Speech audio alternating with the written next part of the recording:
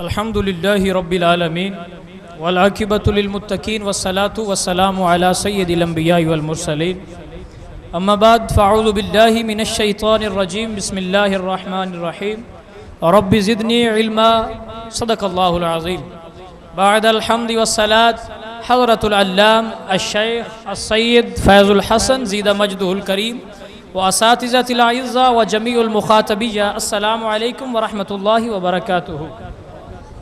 لا شك أيها الإخوة أن طلب العلم منزلته العظيمة. أول معلم في هذه الأمة رسول الله صلى الله عليه وآله وسلم، وأول المتعلمين صحابة رسول الله صلى الله عليه وسلم. وطلب العلم له منزلة عالية جدا سواء كان الإنسان كبيرا أو صغيرا ذكرا أو أنثى، يرفع الله الذين آمنوا منكم والذين أوتوا العلم درجات.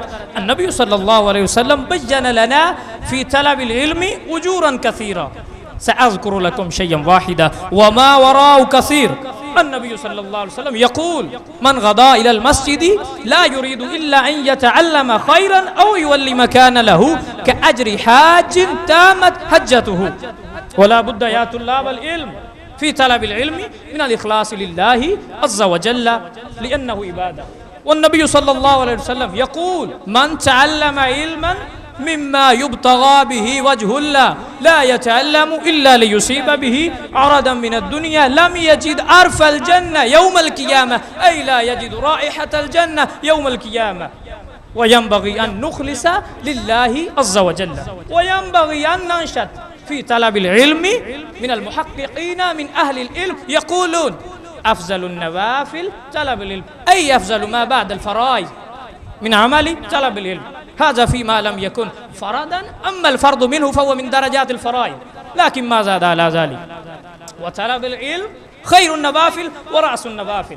ووصيتي يا طلاب العلم أن تجتهدوا، ولا بد من النشاط ولا بد من العزم ولا بد من الإخلاص لله عز وجل من قبل ذلك، ولا بد من عمل بالعلم.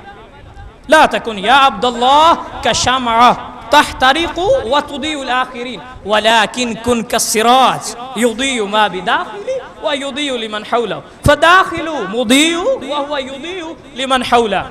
واعلموا أن السلف كانوا يتعلمون لأنفسهم ثم يفيدون على الناس، فاعملوا بهذا وأحرصوا عليه لأن الله عز وجل أن يجعلكم من خير عباده. واعلموا بهذا في طلب العلم لأن في زمن الفتن له مرتبة عالية جدا. واعلموا بأن طلب العلم في هذا الزمان له مرتبة عالية جدا. وأنتم تذهبون في المعاهد الإسلامية لا يأتيكم من يقول الدراسة النظامية، تصبح طبيبا تصبح مهندسا تأتيك أموال كثيرة. وفي المعاهد الإسلامية لا تجد شيئا نحو ذلك.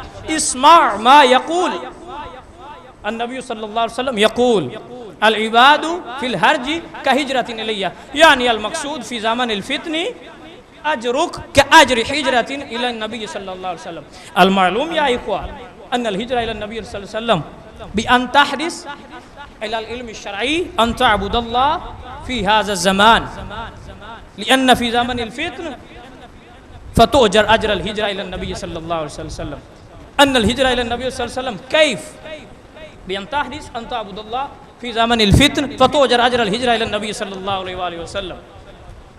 فيا طلاب العلم اعلموا أنكم أنتم تطلبون العلم في زمن الفتن تعبدون الله، والعبادة في زمن الفتن كهجرة إلى النبي صلى الله عليه وسلم. اللهم إنا أسألك علما نافعا ورزقا واسعا وعملا متقبلا وشفاء من كل داء. وآخر دعوانا الحمد لله رب العالمين.